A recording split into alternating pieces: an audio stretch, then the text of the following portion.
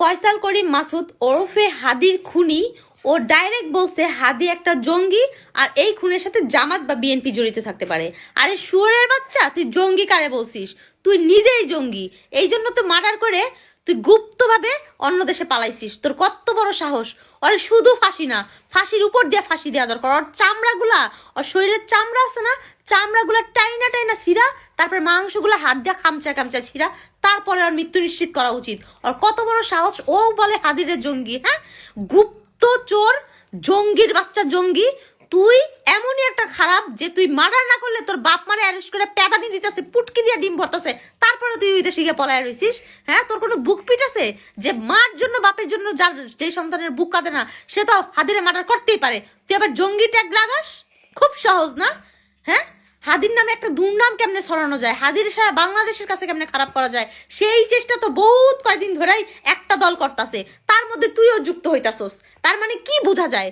যেই দল চায় হাদিরে জঙ্গি বানাইতে, সেই দলের সাথেই তুই হাত লাগাইছস, মিলাইছস, মিলাইয়া এই অবস্থা। ওরে দেশে আনতেই হইব, ওই দেশে থেকে কোনো তদন্ত নাই। আর জামাতের নাম নিতেছিস? জামাত যদি কইরাই থাকে, তুই দেশে আয়, দেশে আইসা তারপরে তুই সব প্রমাণ কর, তুই সব প্রুফ দে। তোর ফোন কেমনে কেমনে তুই কোন হানি গিয়ে লেনদেন করছিস, কোন মিটিং এ বসে জামাতটা এই কাজ করছে, একটা তো প্রমাণ থাকবে ওইসবের। এত বড় একটা ঘটনা, এত বড় একটা প্ল্যান, ওই প্ল্যানের কি কোনো মানে প্রুফ তোর কাছে নাই? আছে। জামাত যদি কইরা থাকে আমরা মানলাম জামাত করছে, সে প্রুফ তোর দিতে হইব। জঙ্গি ট্যাগ লাগাই আর জামাত বইলা তোমার আড়ালে যারা ভাই রয়েছে তোকে বাঁচায় দেওয়ার ধান্দা করতেছো, তাই বাংলার মাটিতে চলবে না।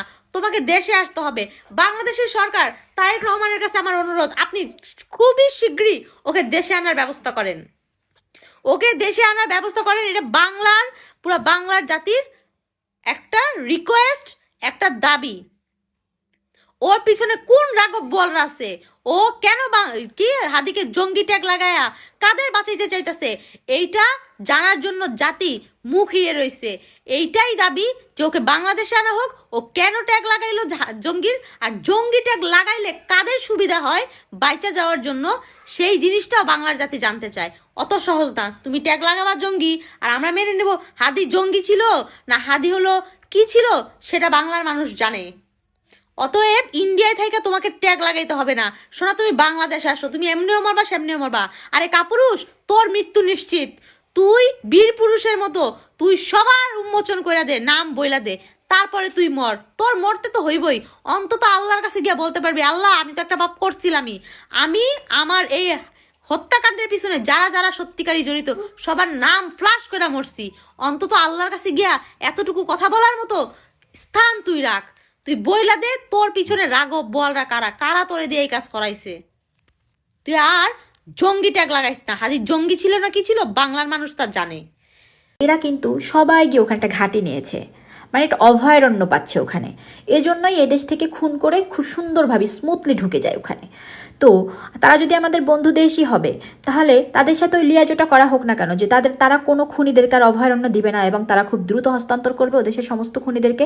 শুধু হাদি হত্যার সাথে জড়িত ফয়সাল করিম না, ফয়সাল করিমকে যারা মদত দিয়েছে, ফয়সাল করিমকে যারা টাকা দিয়েছে, ফয়সাল করিমকে যারা হুকুম দিয়েছে, আমরা তো তাদেরকে জানতে চাই, দেখতে চাই প্রত্যেককে। এবং যারা এখন পর্যন্ত বিভিন্ন হত্যাকাণ্ডের সাথে জড়িত, যারা পলায়ন আছে ওখানে, সবাইকে বিচার আওতায় নিয়ে আসা, সবাইকে হস্তান্তর করা, এটা আমাদের সাধারণ জনগণের চাওয়া। এবং আমাদের দেশের বিচার প্রক্রিয়া যেটা এখনও গোপনভাবে করা হয়, গোপন ট্রায়াল যেটাকে বলা হয়, সেটাকে ওপেন ট্রায়াল করে দিক। ওপেন ট্রায়াল করলে যেটা হবে যে আমরা সাধারণ জনগণ সেটা জানতে পারবো, সেটা আমরা দেখতে পারবো। এবং এটাই হওয়া উচিত। দেশের আইন, দেশের নিয়ম, দেশের বিচার, এটাই হওয়া উচিত। এবং আমার মনে হয় যে আপনারাও আমার সাথে এটাতে একমত হবেন।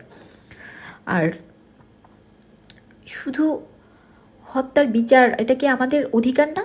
আমরা কেন এটার জন্য আন্দোলন করতে হচ্ছে? কারণ হাদি হত্যার পরে অন্তর্বর্তীকালীন সরকার বলেন আর বাংলাদেশ সরকার বলেন, কেউ কিন্তু স্মুথলি বা সত্যি এখন পর্যন্ত কোনো পদক্ষেপ নেয় এটার কোনো বিচারের দাবিতে।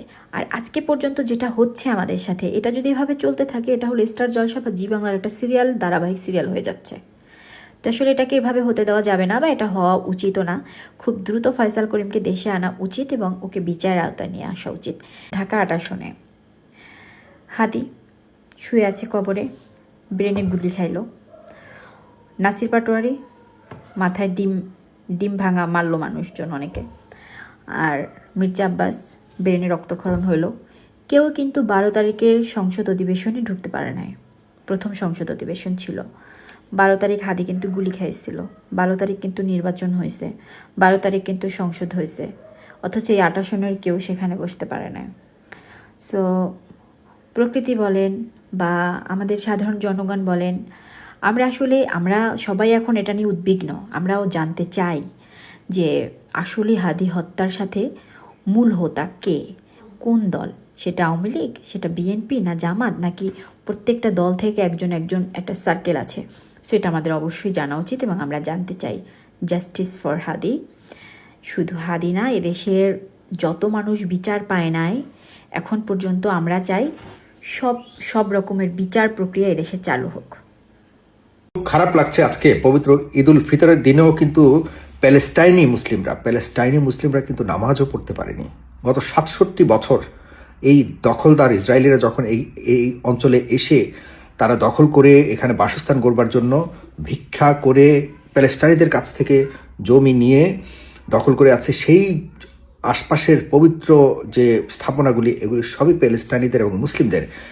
অথচ আল আকসা মসজিদ, যেটি আমাদের মুসলিমদের প্রথম কিবলা ছিল এবং বর্তমানে তৃতীয় সর্বোচ্চ পবিত্রতম স্থান মুসলিম জাতির জন্য, সেই আল আকসা মসজিদে নামাজ পড়তে আসা মুসল্লিদের উপরে কিভাবে যে অত্যাচার করেছে আজকে গত 67 বছরে, এমন সাহস পায়নি। কিন্তু এখন সাহস এতটা বেড়ে গেছে ইসরায়েলিদের, তারা পিটিয়ে কাঁদানে গ্যাস ছুড়ে ওই অঞ্চল থেকে বের করে দিয়েছে সকল প্যালেস্টাইনিদের। আপনারা জানেন যে প্যালেস্টাইনিদের উপরে গত 67 বছর ধরে নির্মমতা চলছে এবং হামলা চলছে। তাদের ঘরবাড়ি থেকে তাদেরকে বের করে দিয়ে পুরো অঞ্চলকে দখলের চেষ্টা করে যাচ্ছে। কিন্তু এখনো পর্যন্ত প্যালেস্টাইনের অনেক অংশ জীবনের বাজি রেখে জীবন দিয়ে তারা এখনো পর্যন্ত পুরো অঞ্চল দেয়নি। তবে ইসরায়েলিরা প্রতিনিয়ত চেষ্টা করে যাচ্ছে। এখন যে পবিত্র স্থানটি এখনো পর্যন্ত কিছুটা হলো নামাজ আদায় করবার জন্য জীবন বাজি রেখে চেষ্টা করে গিয়েছিল প্যালেস্টাইনিরা, সেই মসজিদটিকেও পুরো দমেই কিন্তু নিয়ন্ত্রণে নিয়ে নিয়েছে ইসরায়েলি বাহিনী। মসজিদটিকে বন্ধ করে পর্যন্ত দিয়েছে। এখন সেখানে প্যালেস্টাইনিরা যেতে পারে না। অথচ এটি মুসলিমদের তৃতীয় সর্বোচ্চ পবিত্রতম স্থান। দেখুন, আপনারা সবাই ধর্মের কারণে এই মধ্যপ্রাচ্যের মুসলিমদের বা মুসলিম শাসকদের আপনারা প্রশংসা করেন, তাদেরকে সমর্থন করেন। দেখেন নিজেদের এই পবিত্রতম স্থান, কারণ এখান থেকে কোনো টাকা ইনকাম হয় না। তো এই তৃতীয় বৃহত্তম সর্বোচ্চতম পবিত্রতম স্থান, এখানে যারা আরব শাসকরা রয়েছে তারা এই মসজিদটিকে টিকিয়ে রাখতে পারেনি।